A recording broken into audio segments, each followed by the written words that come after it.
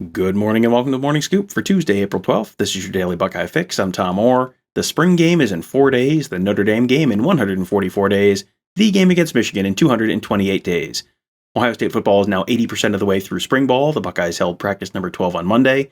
They'll have two more this week, one on Wednesday, one on Friday, before the 15th and final practice of spring, the spring game on Saturday inside Ohio Stadium. As we continue our countdown to that spring game, this seemed like a perfect time to have our X's and O's guru, Ross Fulton, on to give you an idea what he's going to be looking for when he watches that game. Ross, thanks for being here. Happy to be here, Tom.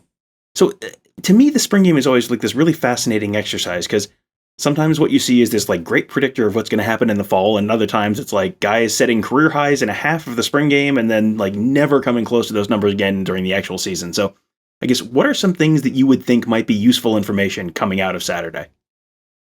Yeah, I mean, I think these things kind of go hand in hand because a lot of times you can get useful information, at least historically. Most of the time they tend to put, I would say, at least the vast chunk of the starting offense on one team and the vast chunk of the starting defense on the other team. And usually the first series or two, you get essentially like ones versus ones, or maybe you get ones versus twos and then flip twos versus ones.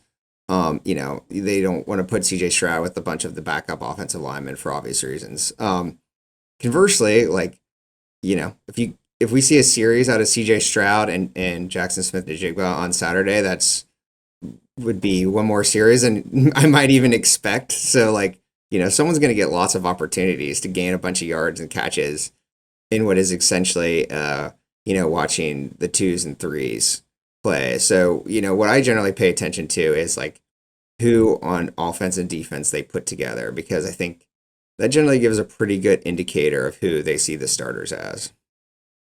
The defense this year is obviously kind of the big shiny new thing for everyone to watch.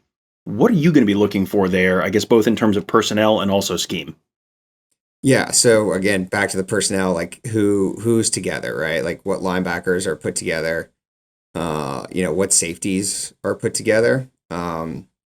Sounds like maybe that might be a little bit incomplete on the latter, at least, because assuming Josh Proctor is not going to participate, and it sounds like Fort Williams may not be participating also, or may have gotten like a dinged up. So that would be probably the two guys who I'd be looking at if one of the two of them is starting at the bandit boundary safety position.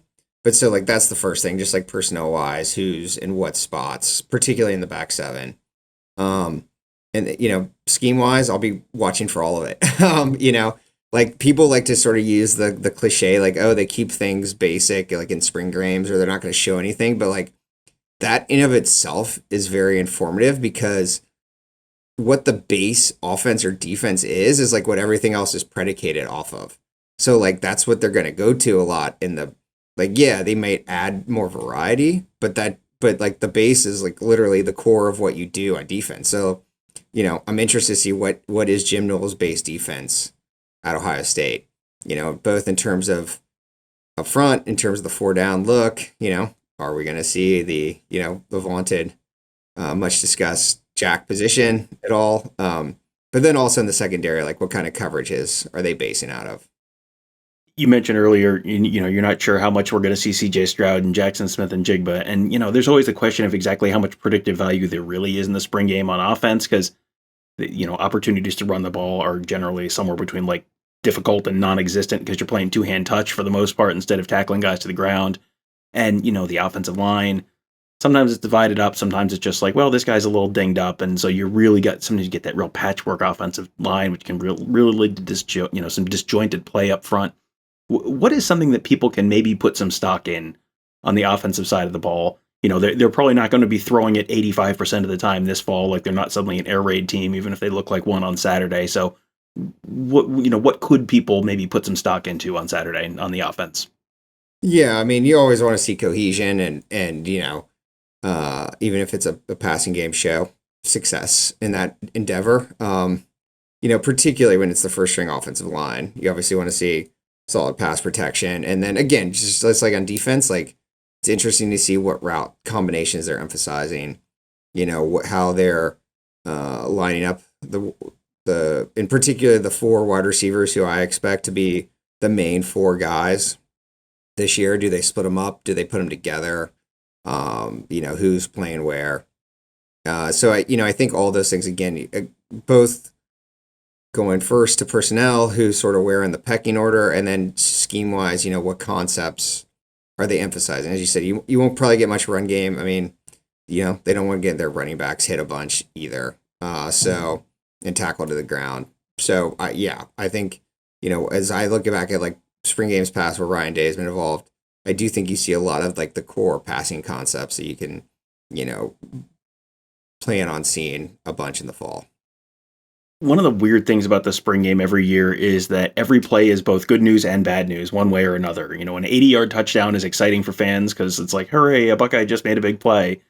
But it also means the defense just gave up an 80-yard touchdown. So, oh no, that's bad news for the defense. It's like this ultimate zero-sum football game. So is there something that fans should be rooting for or hoping to see? Is it, if the offense is great, is that good news? If the defense is great, is that good news? Like what should people be rooting for on Saturday? I think you want to see a defense that looks cohesive and on the same page in the new scheme. And, I think it'll be interesting to see Jim Knowles' first time calling a defense for Ohio State. I mean, he's still calling plays. Same thing offensively. Like, I worry in general less about like the twos and the threes. Like, last year, like Jack Sawyer had like 8 sacks against like, backup offensive linemen. And, those are the kind of things that I don't get too worked up about. I mean, it's like 2-hand touch on quarterbacks. It's easy to get a lot of sacks.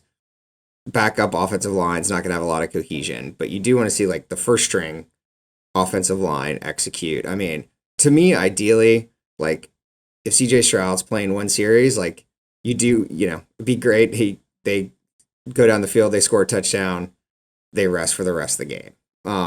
Obviously that's like, oh no, the new Ohio State defense just got, driven up and down the field on. But I do think though, in general, it's probably more important at this point to see a defense that looks cohesive, looks like it has multiple answers, is, even in base defense, is disguising things and rotating coverages.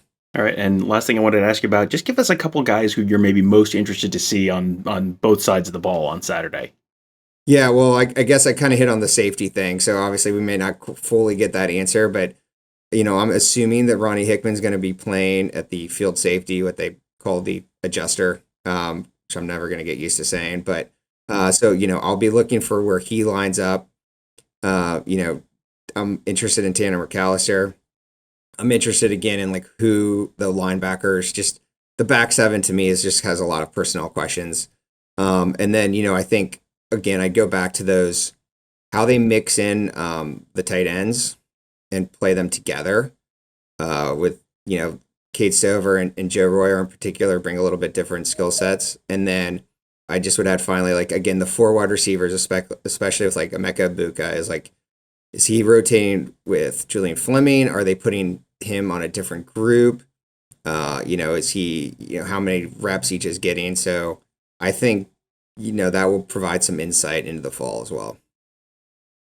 Well, Ross, thank you. I really do appreciate you taking the time to fill us in. The spring game is always kind of a little bit of a weird game and a little bit of a weird vibe. Like I mentioned, it's all good news, except it's all bad news, but it's all good news, so it's all bad news. So it's always a little bit, and you never know quite what to read into. So I appreciate your insight on all of that. So you can, if you have not bought your tickets for the spring game, there are still tickets available. You can go to ohiostatebuckeyes.com and buy those. They are $7 a pop plus fee for service fees, but it is general admission seating. So buy your $7 tickets and you can go sit on the 50-yard line if you get there early enough on Saturday. Looks like it should be a beautiful day.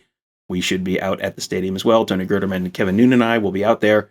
Should be a fun day in the sun watching a little football in person. That's never a bad thing.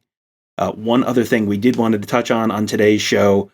On Monday, Ryan Day held a press conference to discuss the tragic passing of Dwayne Haskins. Haskins was someone who was very close to Day, very close to Day's son RJ, who is now a rising quarterback in his own right. But RJ Day was very tight with Dwayne Haskins when Haskins was still at Ohio State. Day was obviously Haskins' position coach before being his head coach. Haskins was the starting quarterback for Day's first team. It was for the team where Day was sort of the interim coach at the beginning of the season. But obviously someone who was very tight with Ryan Day. Ryan Day had a press conference. It was a very, very powerful press conference. I'm just going to give you just a little taste of the sort of his opening statement from the press conference. Very, very powerful stuff. It really gives you an indication of just the kind of person that Ryan Day felt that Dwayne Haskins was. I appreciate everybody coming today. Just got off the field from practice, and certainly was a very, very difficult weekend for all of us. And had a meeting with the team today. We talked about a lot of things, and there's a good group of our guys who played with Dwayne, and they're hurting. It was a tough weekend for all of us, and certainly our prayers are going out with the family, the entire family, his wife, certainly his parents. Dwayne and Tamara were awesome. His sister, Tamia, I know he and Dwayne were very, very close. He used to talk about her all the time, and certainly all his friends and teammates. And, it's hard to wrap your mind around something like this, especially when it just happened so tragically to a young person. Especially somebody who had such a big heart. I think when you think about Dwayne, you just think about the compassion that he had, certainly for all of his teammates and his friends, but just, he always took time after practice to be around family members, kids. He was like a big brother to RJ. I remember he took RJ to a high school football game, and they spent a lot of time together. He meant a lot to my family, meant a lot to this program. And he's going to be sorely missed. It's so close to Saturday morning right now. It's still hard to kind of get our feet underneath us and see clearly right now. But we all are hurting. And I know you guys are going to have some questions, but appreciate you guys coming out today. That clip, of course, courtesy of the Ohio State University Athletics Department. So hope that was worth sharing with you guys. Brian Day was really, really powerful, pretty emotional, talking about Haskins. So that was something I wanted to make sure you guys heard if you did not get a chance to listen to that press conference. We'll have you can find a little bit more on that at BuckeyeScoop.com. Tony Gerdeman did a nice job recapping Day's remarks on Monday, and we had Tony and I did a show over the weekend, kind of remembering Haskins as a quarterback and his legacy at Ohio State. You can find that's on the Buckeye Weekly podcast feed. It's also on our YouTube channel at youtube.com/BuckeyeScoop if you want to watch that. So that'll do it for today. Thank you guys all for joining us. Have a great day. We'll talk to you tomorrow.